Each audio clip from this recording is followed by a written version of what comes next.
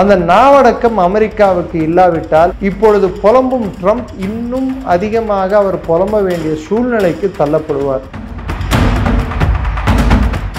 உலகத்தின் அதிகமான ஜனத்தொகை கொண்ட நாடும் உலகத்தின் அதிகமான நிலப்பரப்பு கொண்ட நாடும் ரெண்டு நாடுகளையும் நீ தொலைத்தா என்றால் உன் போக்குதான் காரணம். இந்தியா மீது இன்று போட்டிருக்கும் வரியானது ஒரு மோசமான வரி. நேபாளில் இந்த பிரச்சனைக்கு ஒரு நிறுவனம் காரணம் என்றால் அமெரிக்க நிறுவனம் கொக்கோகோலா. அமெரிக்காவோட மிகப்பெரிய பொருளாதாரம் மூணே விஷயங்கள் தான்: எண்ணெய், ரெண்டாவது வெப்பனு, மூணாவது ஆயில். ஈரான் எத்தனை குண்டு வெடிப்புகள்ல அமெரிக்கால இன்வால்வ்டு நீங்க சொல்லுங்க, கணக்கெடுத்து சொல்லுங்க. நான் சொல்றேன், 0. இந்த யுத்தங்கள் இனி அமெரிக்காவாலும் மற்ற நாடுகளின் தூண்டுதலாலும் வளரும் தவிர்த்து இந்தியா மீது குறையாது.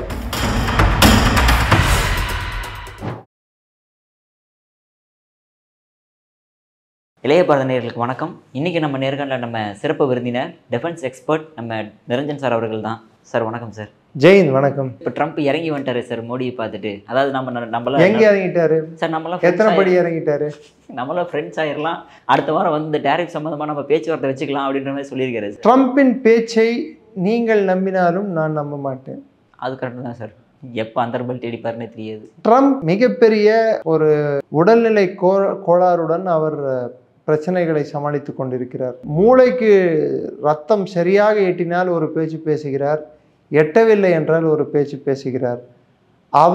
அவர் கீழே இருக்கும் பீட்டர் நவரோ என்று அழைக்கப்படும் ஒரு குற்றவாளியை, ஜெயில் சென்ற குற்றவாளியை அட்வைசர், அவர் கீழே இருக்கும் ட்ரேட் அட்வைசர், அதாவது வர்த்தக ஆலோசகர் என்ற அந்த பதவியில் இருந்து அகற்றினால் இந்திய அமெரிக்க உறவு மேம்படும். அதே போல் ஸ்காட் பெசன்ட் அப்படின்று சொல்லக்கூடிய அவர்களின் நிதி அமைச்சர், செக்ரட்டரி ஃபார் ட்ரெஷரி, அவரின் வார்த்தைகளை நாங்கள் அழித்து விடுவோம், நசுக்கி விடுவோம், பொசுக்கி விடுவோம் இப்படி என்று வாய்க்கு வந்ததை பேசும் நபர்களை நாவடக்கம் தேவை. அந்த நாவடக்கம் அமெரிக்காவுக்கு இல்லாவிட்டால் இப்பொழுது புலம்பும் ட்ரம்ப் இன்னும் அதிகமாக அவர் புலம்ப வேண்டிய சூழ்நிலைக்கு தள்ளப்படுவார்.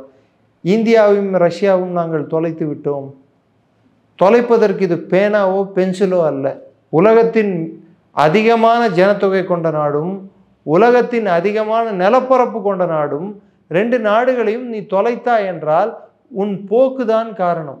நீங்கள் ரஷ்யாவை நான் அது செய்து விடுவேன் இது செய்து விடுவேன் என்பது நடக்காவிட்டால் ரஷ்யாவுக்கே அவருக்கே சிவப்பு கம்பளம் விரித்து அவருக்கு சல்யூட் அடிப்பது, இந்தியாவை இறந்த பொருளாதாரம் என்று சொல்வது, இன்று என்ன வாழும் பொருளாதாரமாக இந்தியா மாறிவிட்டதா?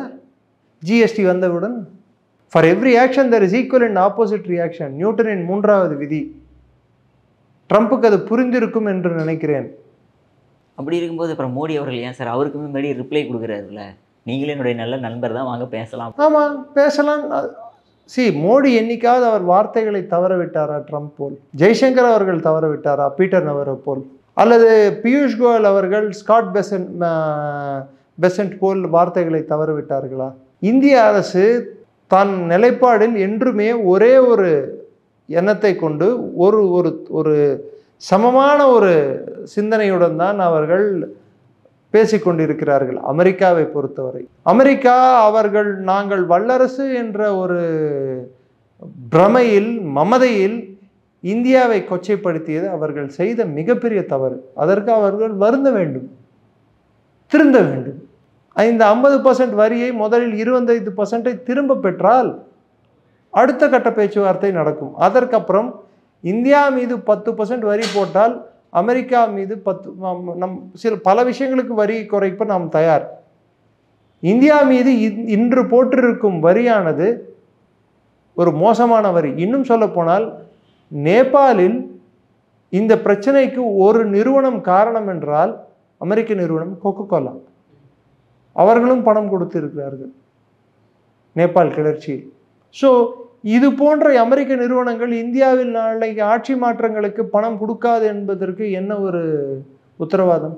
இன்று 40% கொக்கோகோலா போட்டிருக்காங்க. நான் சொல்கிறேன், இங்கே இருக்கும் அமெரிக்க ஃபுட் செயின் ரீட்டைல் அவுட்லெட்டுகள், இந்த கேஎஃப்சி, கிஎஃப்சி, ஏற்கனவே சொன்னது போல் இவர்களுக்கு அடுத்த கட்ட வரி விதிப்பு ஒன்று ஜிஎஸ்டி கவுன்சிலில் பாஸ் செய்து உடனே எடுத்துட்டு வந்தால் அமெரிக்கா லைனுக்கு வருவார்கள். லைனுக்கு, phone line. Okay sir. But ஆனால் ஏன் இப்போ வந்து அமெரிக்கா வந்து யூரோப்பியன் யூனியனை ப்ரெஷர் பண்ணுது சார் இந்தியா மேலே? ட்ரம்ப் இஸ் இன் லைன் அப்படின்னு சொன்னாங்க. ஆமாம், லைனுக்கு வந்துட்டார் இல்லை? கரெக்ட் தான் சார். இப்போ யூரோப்பியன் யூனியன் அடுத்து நம்ம டேரிஃப் போடுறாங்களா அமெரிக்காவோட அழுத்தத்தினால? போட்டால் பார்க்கலாம். முதல்ல யூரோப்பியன் யூனியன் அவர்களால் பொருளாதாரத்தையே அவர்களால் தாக்கு பிடிக்க முடியவில்லையே. பிரிட்டனோட பொருளாதாரம் கிட்டத்தட்ட பேங்க்ரப்சியை நோக்கி போய் கொண்டு இருக்கிறது. அதாவது திவாலாவும் நிலையில் உள்ளது. பிரான்ஸ் பிரதமர், அங்கே இருக்கும் பிரான்ஸ் பைரூன்னு நினைக்கிறேன், அங்கே இருக்க பிரதமர் அவர் பாராளுமன்றத்தில் அவரின் நம்பிக்கையில்லா தீர்மானத்தில் அவருக்கு 180 ஓட்டுகள் தான் கிடைத்தது. அவருக்கு எதிராக கிட்டத்தட்ட 300 சொச்சம் ஓட்டுகள் அவருக்கு எதிராக கிடைத்து அவர் பிரதமர் உள்நாட்டு ஆட்சி அவர் எழுந்திருக்கிறது. இன்று இமானுவேல் மேக்ரானை ரிசைன் செய்ய சொல்லி எல்லோரும் அழுத்தம் தெரிவிக்கிறார்கள். ஒரு பக்கம் பிரான்ஸ் IMF-ஐ நாடும் கட்டத்தில் உள்ளது கடனுக்கு. இன்னொரு பக்கம் பார்த்தீர்கள் என்றால் இங்கே இருக்கும் ஜெர்மனிக்கு இருக்கக்கூடிய மிகப்பெரிய தலைவலி, அவர்கள் நாடு ஸ்டாக்லேஷனை நோக்கி கொண்டு போய்கொண்டிருக்கு. ஸ்டாக்லேஷன் என்றால் உற்பத்தி இருக்கிறது ஆனால் வாங்கும் திறன் இல்லை. ஸ்டாக்னேஷன், தேக்க நிலை, மந்த நிலை இல்லை, தேக்க நிலையை ஜெர்மனி எட்டிவிட்டது. ஸோ இந்த நேட்டோ நாடுகள் எல்லாம் சேர்ந்து இவர்கள் டேரிஃப் போட்டால் யாருக்கு நஷ்டம், யாருக்கு லாபம்? இன்று ஆப்பிரிக்காவில் இருக்கக்கூடிய பல்வேறு நாடுகளிடம் நாம் வர்த்தகம் வைக்கிறதுக்கு நாம் பல்வேறு முயற்சிகள் எடுத்துக்கொண்டு இருக்கிறோம். தெற்காசிய நாடுகள், தென்கிழக்கேசிய நாடுகளுடன் நாம் முயற்சிகள் பல முறை இதை நான் சொல்லியிருக்கிறேன். இன்னும் வெஸ்டர்ன் யூரோப்பும் அமெரிக்காவும் சொல்வதுதான் உலக பொருளாதாரம் என்ற அந்த காலகட்டம் மாறி வருகிறது. இன்று சென்ட்ரல் ஏசியா, வளங்கள் நிறைந்த சென்ட்ரல் ஏசியா, லாட்டின் அமெரிக்கா, வளங்களை சுரண்டி கொண்டிருந்த இன்று நாங்கள் எங்கள் வளங்களை உங்களுக்கு கொடுத்துவிட்டு நாங்கள் கை கட்டி நிற்க வேண்டிய தேவையில்லை என்று ஆப்பிரிக்காவின் நிலைப்பாடு இந்தியாவுக்கு சாதகமாக மாறிக்கொண்டிருக்கிறது. ஸோ இந்த நாடுகள் அதிகமா, 130 நாடுகள் அதிகமா அல்லது 30 நாடுகள் அதிகமா? உங்கள் பாப்புலேஷனோட ஏஜ், நீங்கள் உங்கள் நாட்டில் முதியவர்கள் அதிகம், இளைஞர்கள் கம்மி. வயதாகி வரும் ஜனத்தொகையை கொண்ட நீங்கள் இந்தியாவுக்கு எது நல்லது கெட்டது என்று புகற்றுவதற்கு நாம் 1991 இல்லை. தங்கத்தை எடுத்து லண்டனில் அடமானம் வைப்பதற்கு. இன்று உலகத்தின் 4 வல்லரசுகள் என்று அழைக்கப்படும் வல்லரசுகள், நமக்கு பிடித்தாலும் பிடிக்காவிட்டாலும் அமெரிக்கா, 2வது பிடித்தாலும் பிடிக்காவிட்டாலும் சைனா, 3வது நமக்கு பிடித்தவாறு இருக்கும் ரஷ்யா, 4வது திரு நரேந்திர தாமோதர் மோடி தலைமையிலான அரசாங்கம் நடத்தும் பாரதம். உலகம் நம்மை பார்க்கிறது. You can hate India, you can love India, but you cannot ignore India. இது மோடி அவர்களுக்கும் இது பொருந்தும். You can hate Modi, love Modi, but you can't ignore Modi. அவர் ட்ரம்ப் லைனுக்கு வந்தே தீர வேண்டும். நான் சொல்கிறது ஃபோன் லைனுக்கு. Okay sir. ஸோ அடுத்ததான் நம்ம பார்த்தோம் அப்படின்னா, இப்போ ஒரு 1 வீக் முன்னாடி வந்து நெத்தன்யாஹூ வந்து மோடி அவர்களுக்கு நன்றி தெரிவிச்சிருந்தார். என்ன ரீசனுக்காக தெரிவிச்சிருந்தார் சார்? அதேமாதிரி இப்போ நான் அதை பார்க்க முடியுது, ஹமாஸ் மேலே குண்டை போட்டு ஃபுல்லாக கிளியர் பண்ணிக்கிட்டு இருக்கிற மாதிரி தெரியுது. என்ன நடந்துட்டு இருக்கு சார் அங்கே? அமெரிக்கா தான் சொல்லிச்சு கொட்டாரில் வந்து ஹமாஸ் தலைவர்களை சேஃபாக வச்சுக்கோன்னு சொல்லிட்டு. டிப்ளமேட்டிக் என்க்ளேவ் ஏரியா அது, டிப்ளமேட்ஸ் இருக்கக்கூடிய பகுதி அது. அந்த ஏரியாவில் ஒரு வீட்டில் ஹமாஸோட தலைவர்களை சேஃபாக வச்சுருக்காங்க. அதே அமெரிக்கா இன்டெல்லையும் கொடுத்துருச்சு இஸ்ரேலுக்கு, இங்கே தான் அவங்க இருக்காங்கன்னு சொல்லிட்டு. இந்த சைடு F-35I விற்க வேண்டியது, அதுக்கு தேவையான குண்டுகளை விற்க வேண்டியது, டார்கெட்டட் வெப்பன் மிசைல்ஸை விற்க வேண்டியது. அந்த பக்கம் இஸ்ரேல் பிளேன் வந்தால் தகர்க்கிறதுக்கான missile defence system, air defence system, Patriot system, அதையும் கொத்தாருக்கு விற்க வேண்டியது, multi layer defence system. So இப்படியும் லாபம், அப்படியும் லாபம், இப்படி ஒரு குத்து, அப்படி ஒரு குத்து. இதுதான் அமெரிக்காவோட ஸ்ட்ராட்டஜி. அவனுக்கும் வெப்பனை வித்து. அமெரிக்காவோட மிகப்பெரிய பொருளாதாரமே எதை நம்பி இருக்குடான்னா, 3 விஷயங்கள் தான். எண்ணெயோட டெக்னாலஜி, 2வது வெப்பனு, 3வது ஆயில். இதில் அடிமடியில் 1த்துல கையை வச்சாச்சு, நம்ம 2த்துல கையை வச்சாச்சு, எண்ணெயும் வெப்பனையும். டெக்னாலஜி ஒன்று தான் இன்னும் அவங்ககிட்ட இருக்குது. அதுவும் போச்சுன்னு நினச்சிக்கோங்க. What is America worth for? But it will take time. So பிரதமரிடம் அவர் நன்றி தெரிவித்ததற்கான காரணம், இஸ்ரேலுக்கு ஆக்கப்பூர்வமாக இந்தியா என்றுமே ஒரு பாசிட்டிவாக அவங்களுக்கு சப்போர்ட் பண்ணியிருக்காங்க. அதை ஹமாஸை அழிக்கும் செயலிலாகட்டும், இல்லை ஹவுத்திகளை எதிர்க்கும் தீவிரவாத அமைப்புகள் மீது இஸ்ரேல் நடத்தும் தாக்குதல்களை இந்தியா ஆதரிக்கிறது. அதே சமயத்தில் இந்த இஸ்லாமிய நாடுகள் போடும், குறிப்பிட்டு கத்தார், சவுதி அரேபியா போடும் போலி வேஷம் இன்று அம்பலமாகிறது. சார், எல்லாம் ஈரானை தப்பு சொல்கிறாங்க. நான் ஒன்று கேட்குறேன், ஈரான் எத்தனை குண்டு வெடிப்புகளில் அமெரிக்காவில் இன்வால்வ்டு? நீங்கள் சொல்லுங்கள், கணக்கெடுத்து சொல்லுங்கள். நான் சொல்கிறேன் 0. ஒரு குண்டு வெடிப்பு. ஆனால் இவங்களோட உற்ற நண்பன் ஆனால் சவுதி அரேபியாவும் கட்டாரும் பல குண்டு வெடிப்புகளில் பல்வேறு தீவிரவாத அமைப்புகளுக்கு இவர்கள் பணம் கொடுத்து கொண்டிருக்கிறார்கள். அவர்கள் இஸ்ரேலியர்களை மட்டுமல்ல, அமெரிக்கர்கள் மட்டுமல்ல, மற்ற பல நாடுகளில் இருக்கும் மக்களையும் அவர்கள் குண்டு வெடிப்புகளும் தீவிரவாதத்தின் மூலமும் தாக்கியுள்ளார்கள். ஏன் பாகிஸ்தானுக்கு பின்புலமாக கொட்டார் இருந்திருக்கு.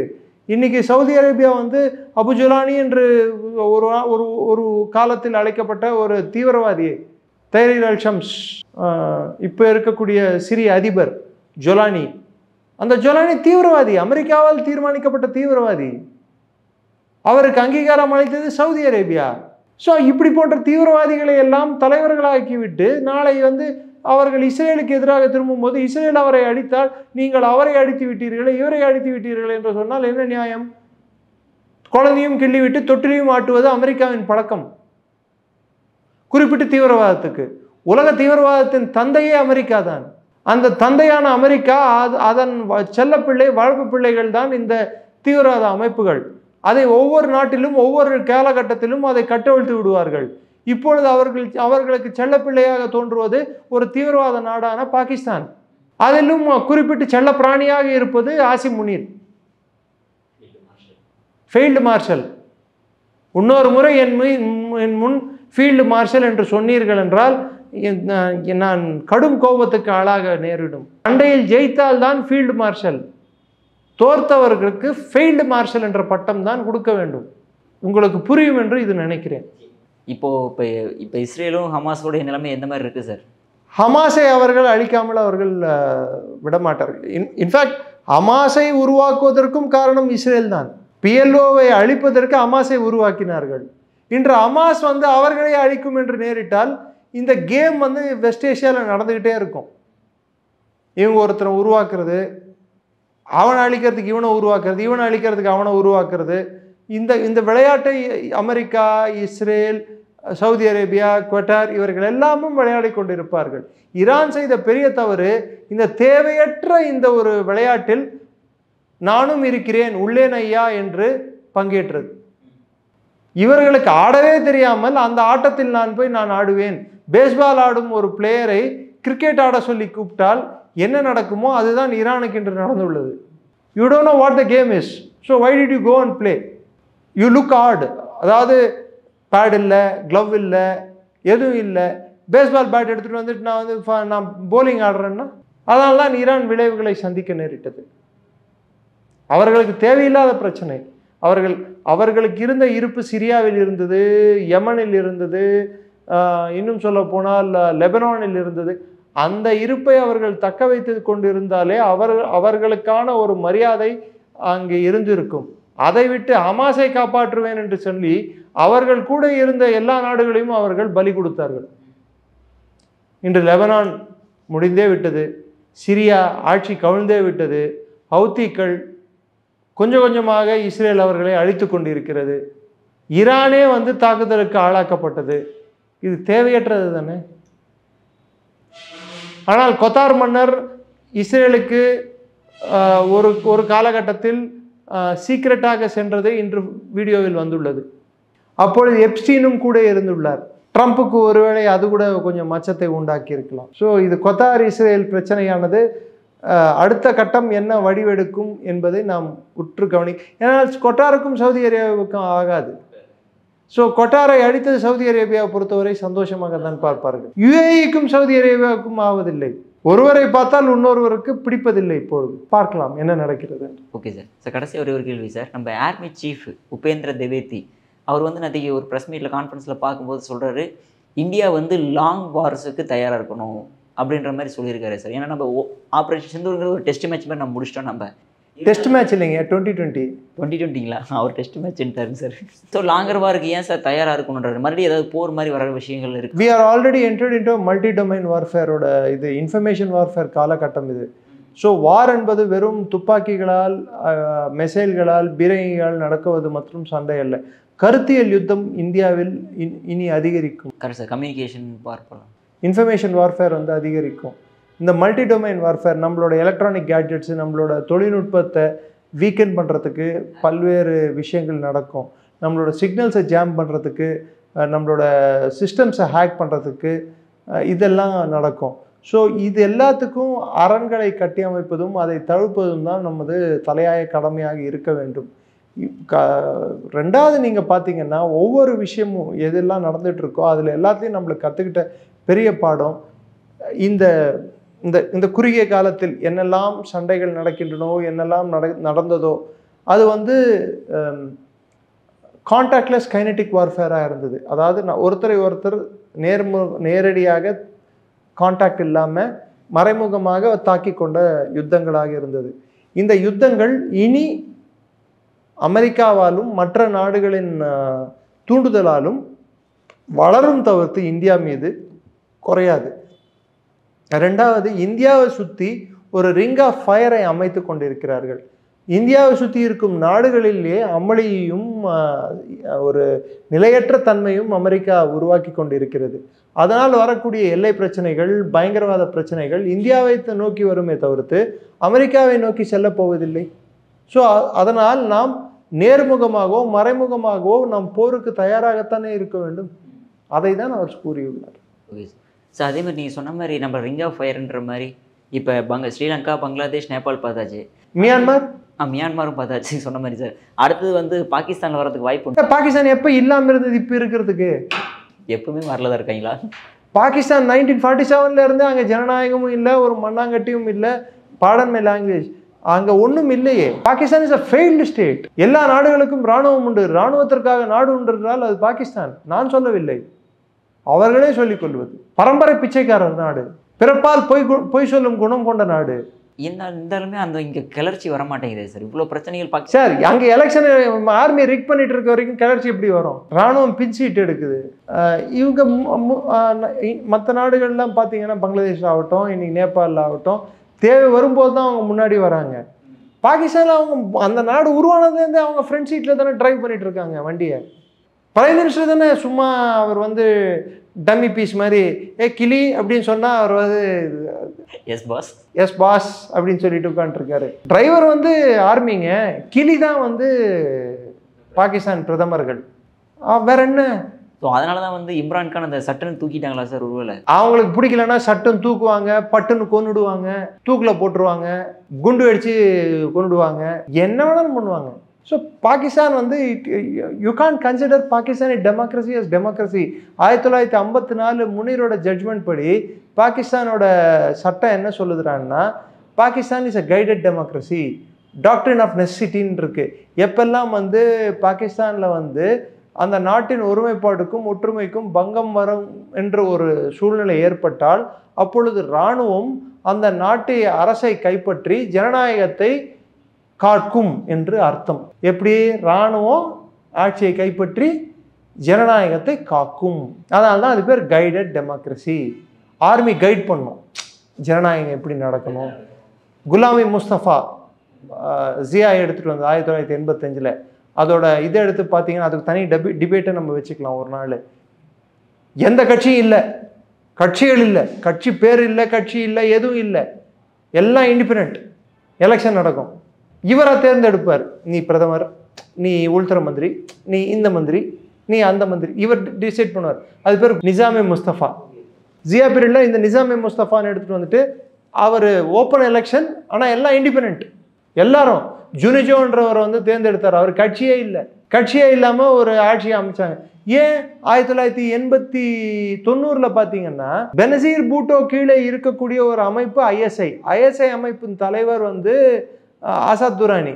ஆசாத் துரானி என்ன செய்கிறார் என்றால், பெனசீர் பூட்டோ வந்து அவருக்கு பிடிக்கவில்லை என்று எதிர்கட்சிகளை எல்லாம் ஒன்று திரட்டி பேங்கில் இருந்து பணம் வாங்கி, மெஹரான் பேங்க் ஸ்கேண்டல் அப்படின்னு சொல்லி போட்டிங்கன்னா வரும், பேங்க்ல இருந்து காசை எடுத்து இந்த கட்சிகளுக்கு பட்வாடா செய்து பெனசீர் பூட்டோவை தோக்கடிக்கிறாங்க. இது எப்படிறான்னா, இந்தியாவில் இருக்கக்கூடிய உளவு ஸ்தாபனமான, உள்நாட்டு உளவு ஸ்தாபனமான உளவுத்துறை, மத்திய உளவுத்துறை வந்து அதோட தலைவரே வந்து இந்த ஆட்சியை கலைக்கணும்னு சொல்லிட்டு எதிர்கட்சிகள் எல்லாம் ஒன்றா கூட்டி இங்கே இருக்கக்கூடிய State Bank of India, ICICI, இந்த பேங்க்கை வந்து நீ காசு கொடுன்னு சொல்லி அவங்களுக்கு காசை சர்க்குலேட் பண்ணி அவங்கள ஜெயிக்க விட்டு ஆட்சியை கலைக்கிறது. யாருக்கு ரிப்போர்ட் பண்ணுறாரோ அவரையே ஆட்சியை தூக்கிட்டு இருக்கு.